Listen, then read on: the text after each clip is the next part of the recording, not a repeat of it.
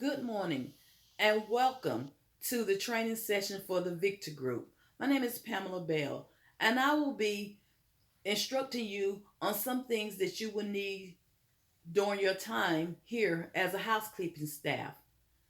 We will go over such things as how to properly put on your PPE, how to clean contaminated spills, to clean bathrooms and offices. But first, before we get started, we would like to talk about your behavior. We ask that you put out a very positive attitude. And as you put out that positive attitude, you will also get back a positive attitude. We say around here, we will teach you to work smarter, not harder. Before we get started, I would like to discuss and reflect on your aspects of your behavior. When you go in, always speak. Have a smile upon your face. And we would like to thank you again for coming here and considering us as your employers. First of all, and we'll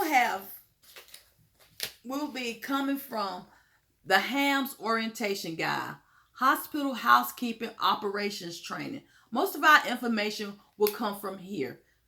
And as you look through the book and see the different things, take it to heart what we want for you and what we have for professional cleanings. First, we will talk about the HIPAA law. The HIPAA law stands for Health Insurance Probability Accountable Act. And this protects you as a patient. There will be a lot of information out on desk, and we ask that you be mindful because patients' information will be laid out, and it's as healthcare professionals, it is their responsibility not to tell anyone's business. You will be in plenty of doctor's office, in nurse's office, in exam room. So we will ask that you keep the Privacy Act private. And as you see before you, we have a paper here. And we ask that you sign it and know that you understand the HIPAA law. And we thank you. Next, we will go on and talk about how to properly put on your PPE. Okay. When you come, you will not always have to have PPE, but there are certain times that you will. So, as we say gown, mask, goggles or face shield, and gloves. First, you will put on your gown, and we want it to go from neck to knee, as we say. And next, after that, we ask that you put on your mask. Some masks will be behind your ears. Other masks will be tied behind your neck and your head. And next, you will put on your goggles to protect your eyes. And finally, you will put on your gloves, and you will make sure that your gloves are secure over the wrist of your gown as you go into and handle cleaning in different situations. Like I said, you will not always have to put on a PPE gown, but make sure you always have them.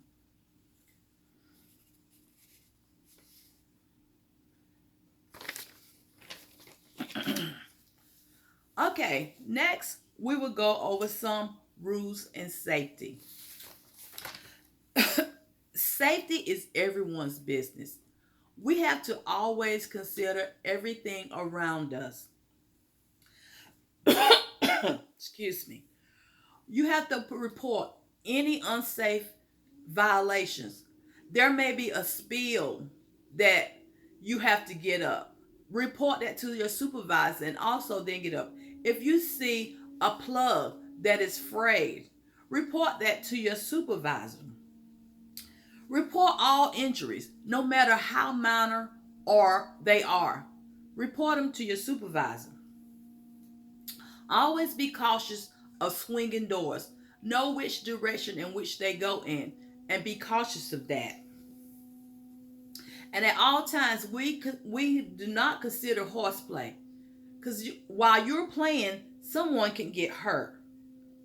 So, at all times, be on your professional behavior. And at this time, do anyone have any questions? Because I know that there is a lot of information. So we will continue now. So we will go from professional training to now we'll begin with start with preparing your cart. You should always be have everything that you need. When you before you leave and go out and begin cleaning, you should make sure everything is on your car. You make sure you have all your germicides, your disinfectants, mops and buckets, wet floor signs, everything that you need to start your time and journey on cleaning. Make sure your car is clean and always kept clean at all times because it reflects on the Victor Group.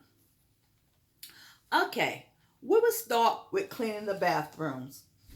We will always move in a circular motion. You come in the door and you go around in a very circular motion. We will start with disinfecting the bowls. You put a little germicide in the bowls and spray it down and let it sit for a while. And then you go there from start high dusting and low dusting, and continue with cleaning countertops, cleaning mirrors, and then you go back and clean the bowl on the inside and the out. Clean the walls and the splashes off. Empty liners and replace liners into receptacles. Then you dust mop the floor. And then you go back and mop. And always leave a wet floor sign outside the door. Because we need to be very cautious of people coming in behind them. So we won't have any spills and falls on the floor. Okay, at this time, you also will be given keys for the offices that you will be cleaning. Those keys are for your benefit. You keep your keys with you at all times. The keys are very important. If you lose them, you may get written up. So always keep your keys close to you. And when you go into offices, if they are locked, when you leave the office, you keep them locked. If they're unlocked, leave it that way because you don't know if the person is in the building and is coming back. And when you go into the offices to clean up, you go in a circular motion as before with the bathroom. You start with cleaning ashtrays. I know we have no smoking, but there are some instances in some hospitals where they're still smoking. So you clean the ashtrays and you dump the receptacles and you place them back where they were. You do dusting. You don't dust any personal items. You don't move any personal items. Those are things that's theirs. You just do minor dusting around them and be mindful of your area. And at that time, you dust everything. You high dust, you low dust, you get the mirrors done if they have any in there, and then you vacuum and you come out and close the door.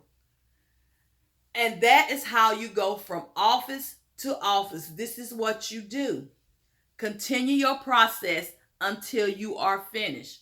But in your process, if you come across a spill, a contaminated spill, we ask that you stop and you go over to that spill and you have to disinfect and get the germicide and put over it, and repeat this process over and over until the spill is clean. And then you let it sit for about 10 minutes, and you put a wet floor sign, because at times you are going to run across blood spots and other things that people get sick, and they may be gotten sick on the stomach, and there be things like that, and you will have to come. But you also always have to be prepared with gloves. You wear gloves on anything, even when cleaning the bathrooms, because some of the germicides and disinfectant are very irritant to the skin. So you make sure that you have your gloves on. Okay, and so with all of this, you put a absorbent cloth around the spill, and you make sure that it's good and clean. And then you go and take off all of your PPE and throw it in the trash. And you make sure your hands are good and clean. And you do this over until everything is all clean. And we will be going over so much stuff this week, and we would like to thank you again for coming and being with us. On tomorrow, Dion will take over the session. And again, I would like to say thank you very much for joining our staff. And we thank you. And we thank you for being a part of us. And Dion will come and he will talk about even more stuff, stripping and waxing floors. I think you will really enjoy him. And again, welcome to the Victor Group staff. Have a great day.